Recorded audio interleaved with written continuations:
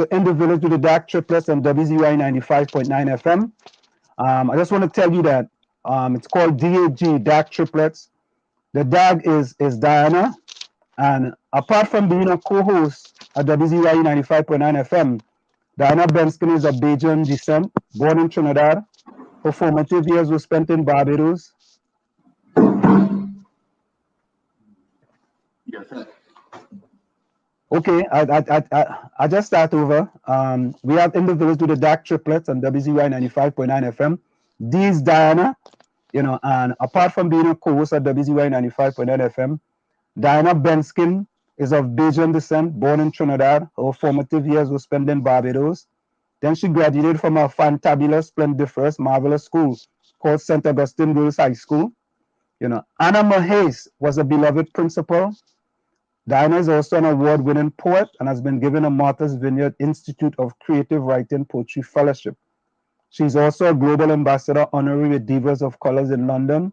She holds a BS and is pursuing her master's degree.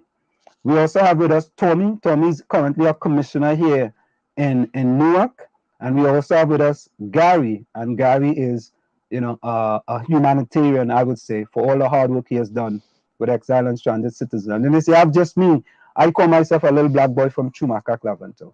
So that's Diana, Ansem, and Gary, as well as Tommy. So, Mr. Mariano Browne, how are you doing, sir? Good evening. How are you? We are excellent, and we thank you so very kindly, you know, for taking the time to join us. It's really a pleasure, and we are so glad to have you. Good night, sir. Good night. How are you, Diana? Very well. Thanks for coming, sir. And Mr. Browne, I know your time is very short, so we don't want to waste no time. I know how it is, right? And we normally have a few questions from people in the chat. So, you know, as we go along, we ask people in the chat ask questions, and we just ask you those questions that people in the chat ask. Now, Mr. Browne, looking at COVID-19 today, right, and we just see that Trinidad has been downgraded, so to say, but the Minister of Finance said that they haven't really been downgraded. You know, it's the reiterations of just the previous, you know, the previous by Standard & Poor's, what was previously given out by Standard & Poor's. Can you talk a little bit about that? Was it a downgrade or was it just a reiteration? No, it was not downgrade. What they've done is retain status. The status is that Trinidad and Tobago is ranked, if you want, the last notch on the investment curve, which is BBB minus.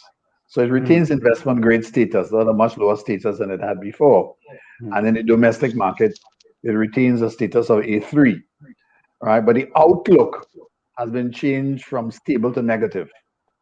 And the outlook is dependent upon Trinidad and Tobago's ability to manage its foreign debt and to repay its foreign debt, and also in terms of its debt to GDP ratio. All right. Well, its debt to GDP ratio at today's date, well, from an arithmetic point of view, the Trinidad and Tobago's debt to GDP ratio will be declining. As long as GDP declines, if your debt stays in the same place. So, if, for example, you had borrowed $90 and your GDP was 150, right? The ratio would be very different if your GDP fell to 100. So 90 over 100 is 90%. All right, 90 over 50, the ratio is a lot better. All right, right. So that's a 60% ratio. So what has happened to Trinidad is two things. Trinidad is borrowing more. I did announce today, for example, yesterday, that they borrowed $175 million from CAF, which is the Andean Development Bank. Right. As at the last available date calculation, which was at the December when I looked, well, not December, that's when they published the numbers. The debt to GDP ratio was 90%. Right. That CAF loan and the other loans that would have been taken since then would mean that we're probably, trending upwards to between 92, 93%. Now, the international benchmark is 60 to 70% is considered the right area. Anytime you go over 70%, I mean, that's the top end of your borrowing capacity. Anytime you go over 70%, you start getting into dangerous territory. Now, the reason why Trinidad and Tobago has retained its investment grade rating is because of the size of its current reserves, as well as the size of the Heritage and Stabilization Fund. So the minister is correct to say that Standard & Poor's has affirmed the rating. All right? But there are 3 rating agencies. We are only rated investment grade by 1 agency, and that's Standard & Poor's. The others have all rated, Moody's, for example, have rated us junk status at least 2 years ago. So the situation is, for Trinidad and Tobago, and for the minister, I guess, if you look at it that way, the fact that the rating has been affirmed, that's a positive step. It means that we haven't gotten worse. However, the outlook is negative, meaning, okay, we'll give you the rating for now, but if things continue as they are, we reserve the right to change the rating. It is always their right to change the rating. But at the moment, it is what it is. But Mr. Browne, isn't that, so I'm reading from the report here, right? The report says Trinidad and Tobago, let me quickly put it up on the screen as well. This is it here up on the screen. Okay, it says Trinidad and Tobago, BBB, A/3 ratings affirmed. However, the outlook revised to negative. And they're changing the outlook from a positive to a negative.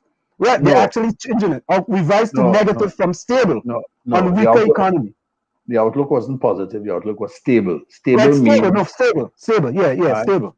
Yeah, well, I said that. So, well, yeah, the outlook is revised to negative, but that's not the important thing. The important thing is the top line, right? Ratings affirmed, right? Which is what the minister is focusing on. All right. Now, when you examine the desiderata, i.e., the explanations which were given, all right, the economy is much weaker. The outlook is much weaker, right? And they are saying, okay, we accept that things are bad. COVID hasn't helped things, made things a lot worse. Right? But at the same token, we will give you a pass for now because of the Heritage and Stabilization Fund and because of the size of your reserves. That's it. I have a question for you, Mr. Browne. Three, I'll pose them throughout the discussion. How much of a hit is Trinidad and Tobago expected to take? And as the economy is negative or in shambles, as you say. I didn't say shambles. Negative.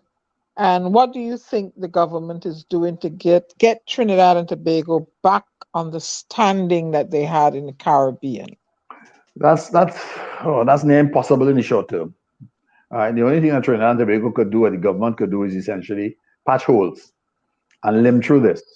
A turnaround is difficult. I mean, I have done turnarounds of at least 2 banks in my time, 3. All right, and it takes time. It takes years. A turnaround doesn't take place in a year or 2. This is not the US. All right. So, for example, the US found itself in a very difficult position. All right. They spent roughly $3 trillion. In terms of government injections into the economy, and all of a sudden, within I think today's announcement on Bloomberg was that the numbers had suggested that they had recovered to pre-COVID activities. Yes, right. So that it showed that the U.S. economy, to all intents and purposes, has recovered to where it was in 2019 before COVID hit. Well, you have to look in Trinidad and Tobago in completely different terms. COVID hit in beginning of 2020, right? But Trinidad and Tobago is in a depression. This didn't take place as a result of COVID-19. This took place because of a fall in oil prices and a fall in gas prices and a fall in production that took place in 2014. So are you saying that COVID-19 and the lockdown increased? Right? Of course. Yes. Okay. Okay. Right. It made the position much worse. Okay. Wonderful. And so, go ahead. No, go ahead, Anna. That recovery, do you think it would take the shape of an L, a V, or a U? Well, let's just put it this way, right? At the end of this year, we are likely to be at the bottom of the L. Okay. All right. This is not a V. This is not a U. All right. This is something in the something like an upside down C. It's a bowl. Oh, wow. I never heard that one before, you know. Upside down C. You want to explain that? Well, take a C and put it on his back. What do you get? A C and put it on his back. That's not good at all. Well, that's like a U, right? A C C is like a U, except a U, what you call it, it goes straight up. A C it doesn't go straight up, does it? It's a bend, it's a gentle curve, right? So in other words, the recovery from this point onwards is not going to be U or V, right? We are closer to an L right now, and we are probably getting towards the bottom of the L, and we're likely to stay at the bottom of the L before any other letter of the alphabet comes into place. Mr. Browne, somebody in the chat asks, Mr. Browne, come on, man. It's either you're pregnant or not. You can't be half pregnant. I don't understand. I have no idea what that means, but if he is male, he couldn't be pregnant either. Okay, all right. Someone is asking. Okay. Someone is asking Mr. Vonnie Roberts, can you ask Mr. Browne, how would he consider the government's performance for the last 6 years, and what grade would you give them? On the basis of what? Out of what? Grade out of what? A, B, C, D, E, F? Perhaps, all right. So let me go on a scale of 1 to 10, right, based on the economy. On a scale of 1 to 10. With 10 being excellent. 3. Oh dear. Okay. All right. 3. And why would you give them a 3? Well, because they've done some things. they have attempted to do some things, but at the same token, they have not put out a comprehensive statement as to what they're going to do. What they've been doing, what the Minister of Finance has been saying on every stage of the game, is borrowing to defend the standard of living. Well, you can't borrow to defend the standard of living forever. All right. I mean, so what you want, and that is a recipe of stasis. What they've done is, I mean, let's just say, for example, that you have to give them points for making some measure of reduction in expenses. I give them that. All right. If only because, and I'm not even saying that as an active decision. I'm saying as a passive decision. When your income falls, you have to cut expenditure. Full stop. That was not a considered, concentrated decision that I'm going to emphasize A as distinct from B. When one is in a difficulty and you're doing a turnaround exercise, and this is a turnaround exercise, and I'm sure Mr. LeBon that you would understand that from the perspective, from a business perspective, this is a turnaround exercise. So in a turnaround exercise, you don't cut everything. There are certain things that you have to emphasize. So the question is, what is the emphasis, and what are the fiscal incentives that have been given to support that emphasis? Well, if you give fiscal incentives to support construction activity is not going to turn around the economy. All right. Correct. All right. I have another question for you. Isn't that 100 million that they're getting from CAF to be dedicated to the construction, to the infrastructure within the country? Well, it's going to fix roads. Yes, it's going to fix roads. That's what they said. But can they use that money to pay off some interest, for example, interest on all the loans that they have taken out, right? Well, you know, money is very fungible, right? If I lend you on certain conditionalities, then by definition, you should do what you say you're going to do with the money that I've lent you.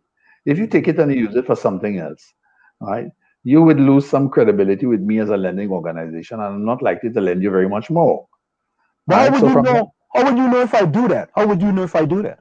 But that's straightforward. I lend you the money, I monitor to see what you use it for. Okay. If you are a bank and you give somebody money, you just give, okay, you go down and run the money with what you want, or you're going to look to see what they did with it. What would you do? Well, no, I will monitor them, but it's Trinidad and Tobago, you know. I don't know what that means. I spent 25 years in banking. I don't understand what that means because it's Trinidad and Tobago. Well, I lent you money to do X and you went and do something else with it. Well, when you come back by me, I'm not taking you seriously because I don't know if you're going to hold to your word. I have a question for you, Mr. Browne. What are some of your thoughts on where Trinidad can release its stranglehold on Tobago, and does Tobago have the potential, should they get autonomy, to stand on their own? What kind of silly question is that? Well, that's a question someone. Well, I mean, what is a stranglehold in Tobago? How does Trinidad have a stranglehold in Tobago? What does that mean? Well, Mr. Browne, you may differ with the statement, but it's a question. I just asked you a question. What does that mean? I didn't answer anything about different. So let me say this. Go ahead, answer. Means to say that how Trinidad have been treating Tobago like a stepchild. What does that mean? How Trinidad and Tobago treated Tobago like a stepchild?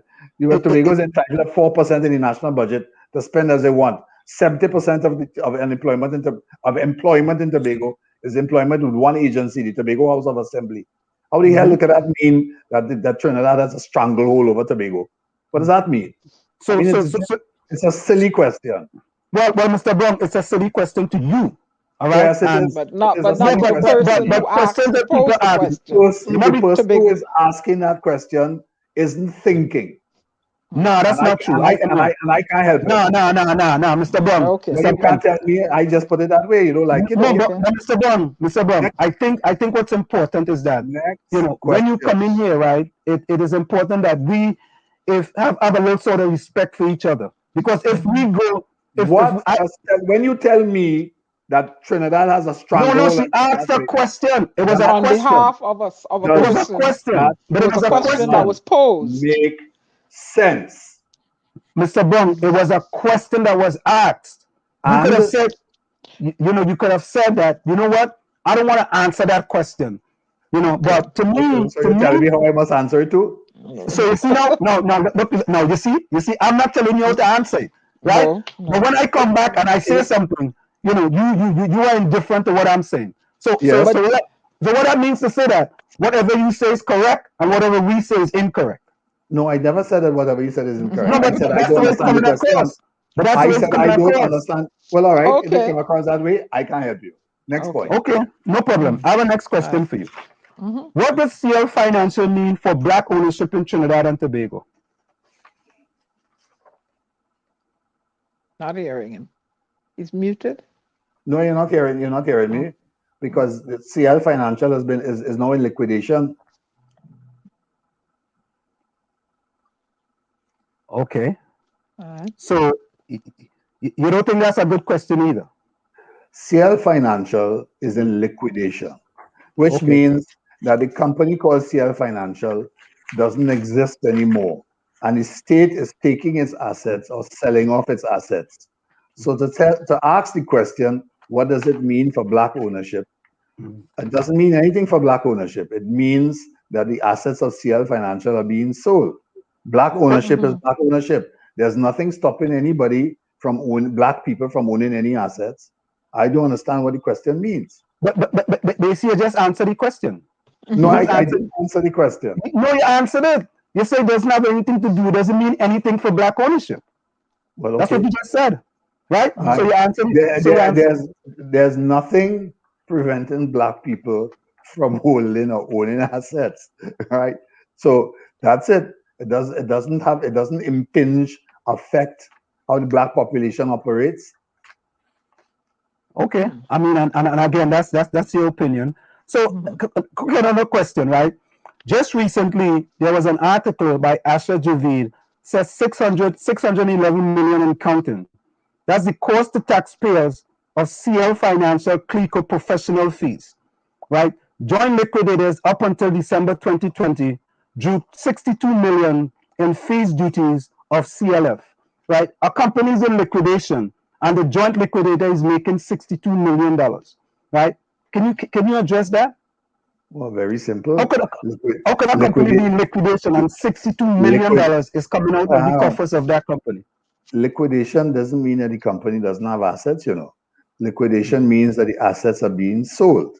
When you're in liquidation mode, right, whoever is getting the benefit of the assets is going to lose some portion of the assets for the expenses of realization. I'm sure Mr. LeBron could give you a whole lecture on that, right? So the bottom line is, if that you are liquidating items which are billions or worth billions, then by definition the fees are going to be large. And 62 million as a percentage of a couple billion is what percent? So you don't see a problem with 62 million being paid in fees to the joint liquidator? I didn't say I see a problem. You know, I am not managing No, the no, liquidation. I'm asking you. Right? I'm I asking am a question. saying the liquidator charged the fees. The state is selling the asset and it paying the liquidator out of the fees that it collect from selling the assets. There's a price to doing it. If you were to sell your house, all right, the bank foreclosed on your house, right? You owe the bank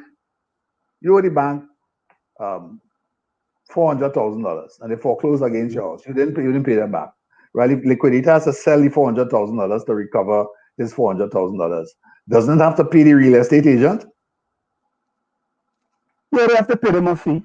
Well, all right. So they pay them a fee as a percentage of the $400,000. So make the debt now 24 billion, or make the asset 24 billion, and I have to pay a fee. Right. So what is 5% of 23 billion? So Mr. Browne, as $1 billion, those are that's the business. That's what happens. What do you want me to tell you? I can't defend the fee. All right. No, I'm just looking at it. I'm looking at it as an outsider.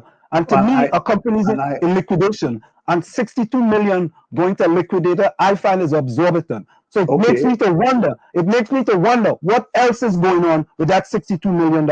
Okay, all right. Well, if you have a company, let's go back again.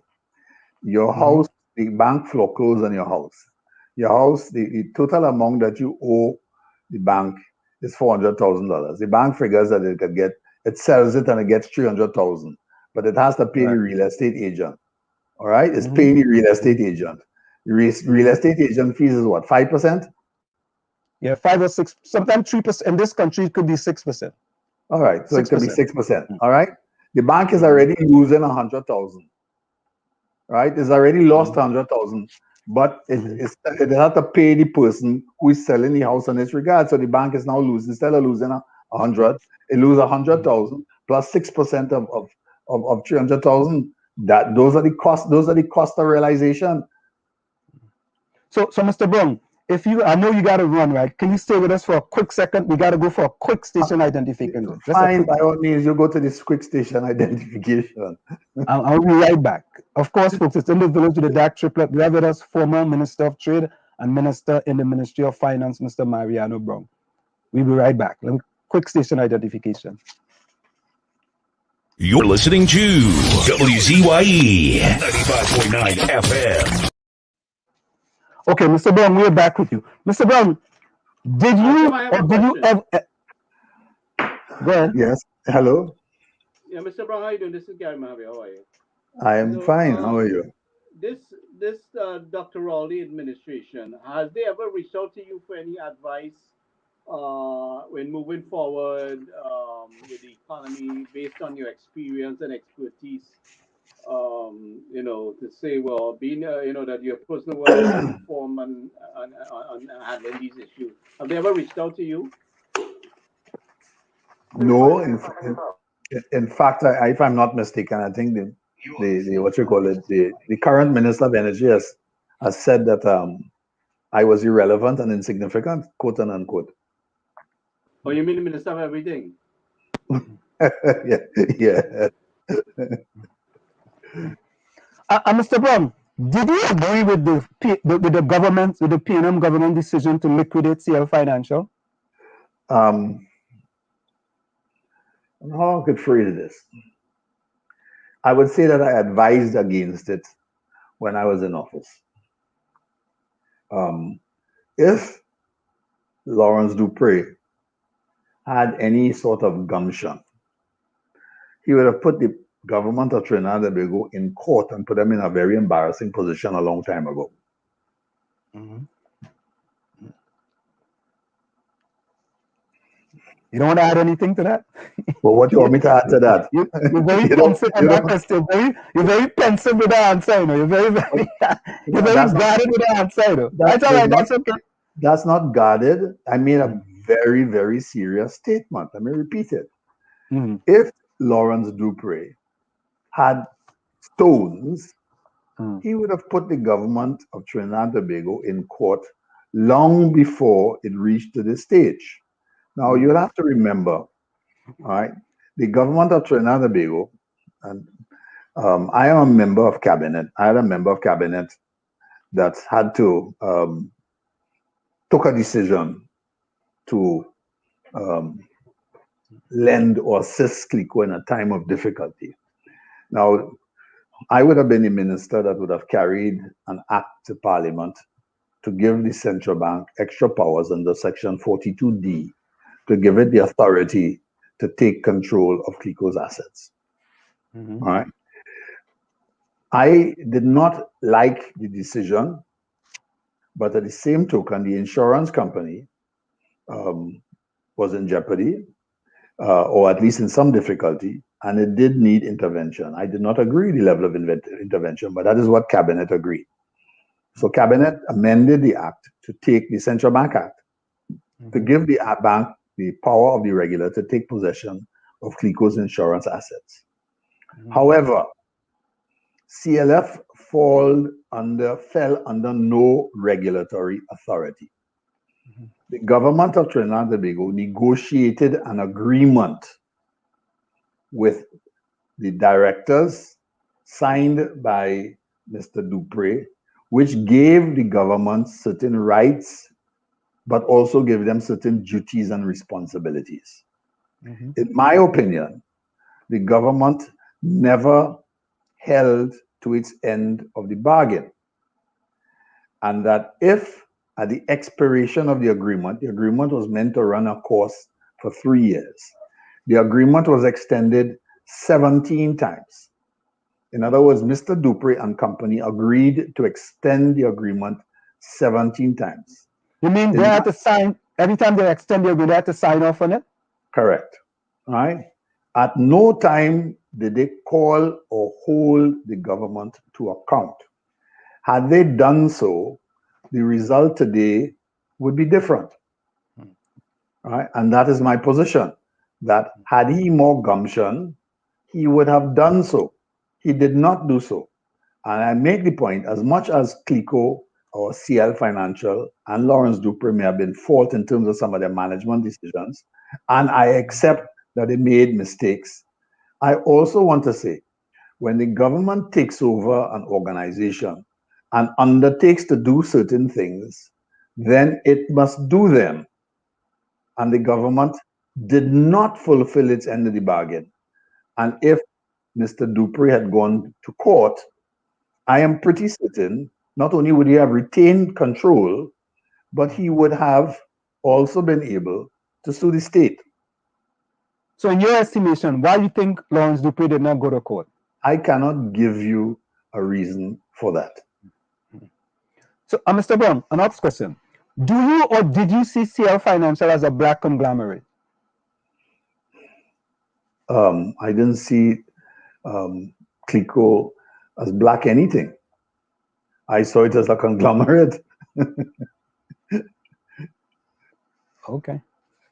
All right. So,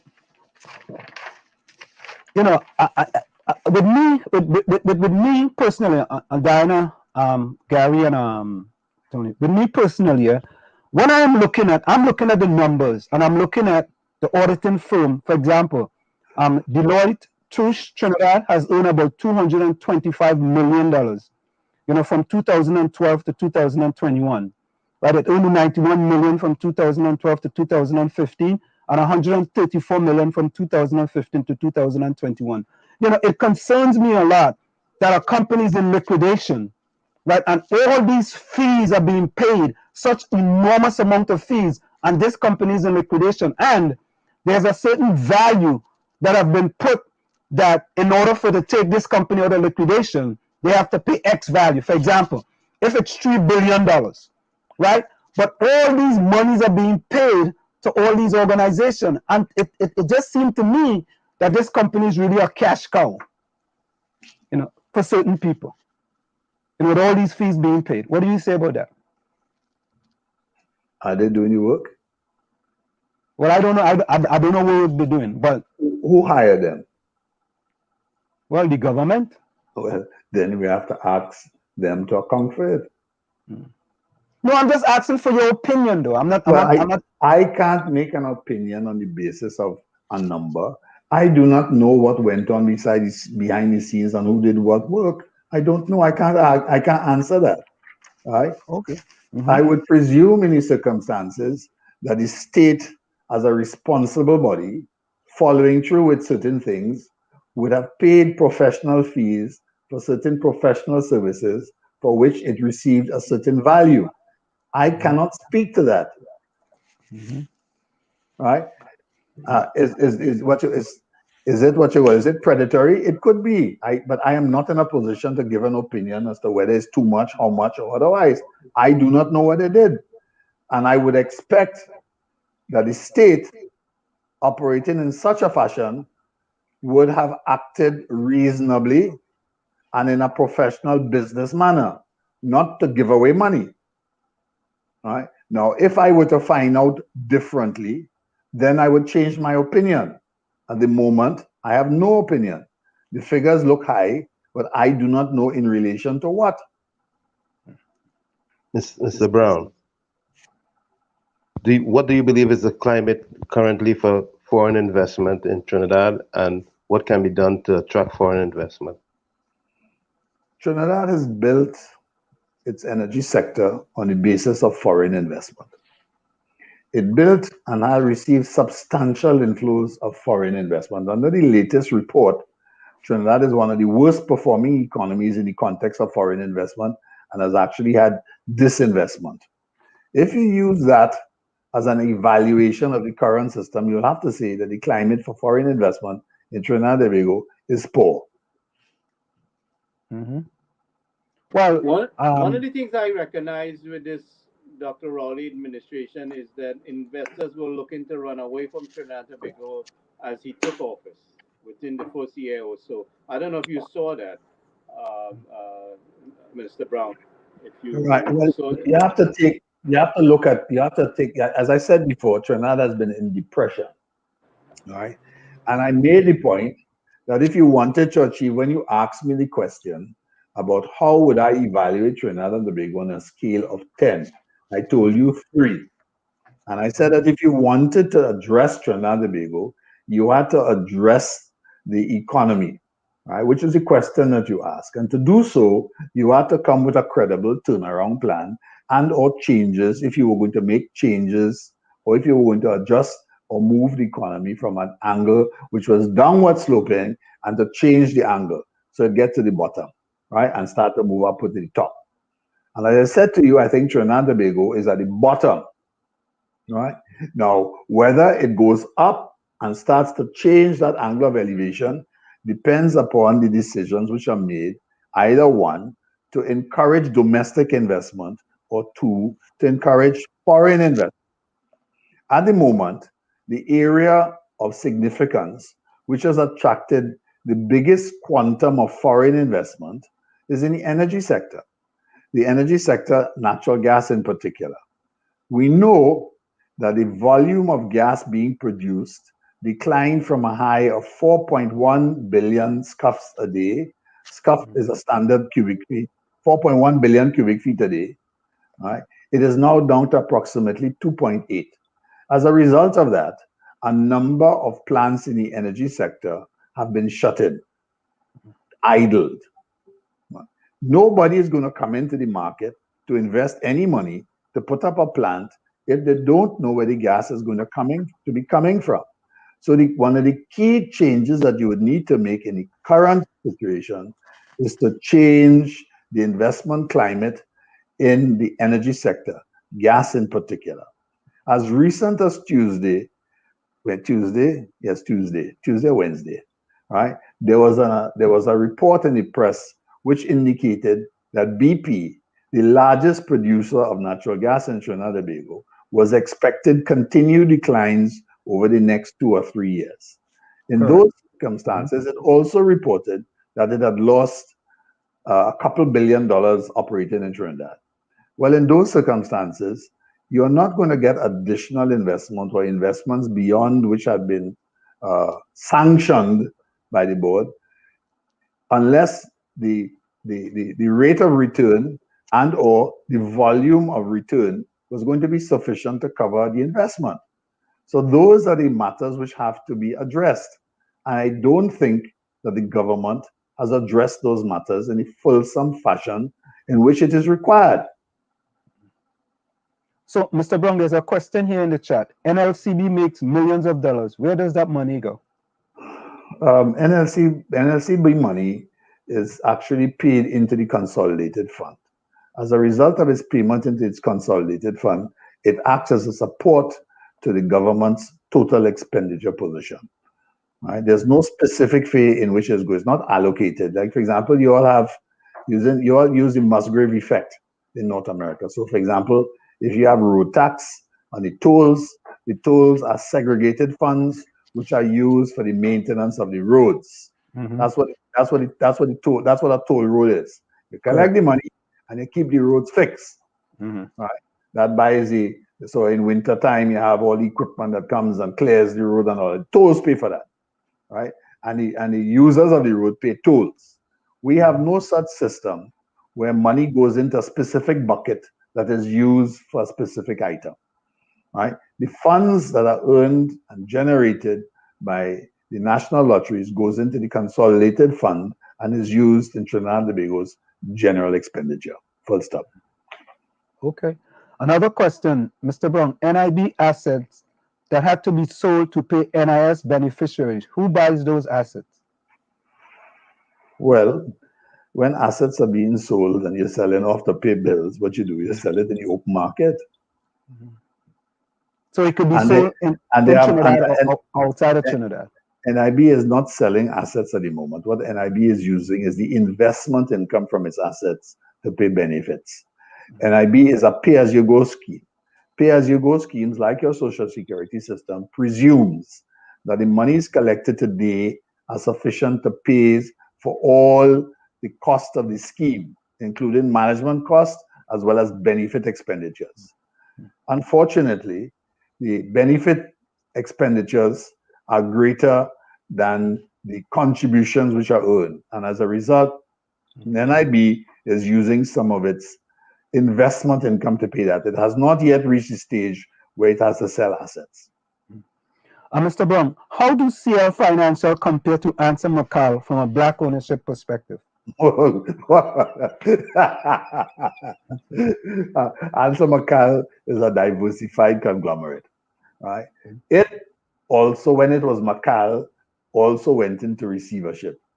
It was bought by a private contractor or private investor who had made money in his own right, and he's turned it into a multi-billion-dollar corporation, right? It's diversified, right? It has some manufacturing, it's in retail and distribution, right? It has some exports, it's in construction, right? It is operated, right? It also has insurance assets, it also has financial services assets, right? So it's a diversified conglomerate. 𝗧𝗃𝗀𝗃 was similar, it's a diversified conglomerate, right?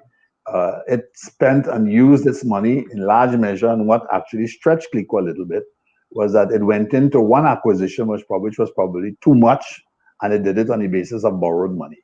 The moral of the story is, when you're going to buy companies, you must always make certain that the companies you're buying generate cash, and you shouldn't borrow to buy it, right? So 𝗃𝗀𝗃 stretched itself, and McCall was in that position once. It is not in that position today. Why am I comparing the two companies? They are two different stages. No, I ask you from a black ownership perspective. Well, I'm not buying this concept of a black ownership. They are business. It's a business you're running. I'm not dealing with it black ownership, white ownership, however ownership.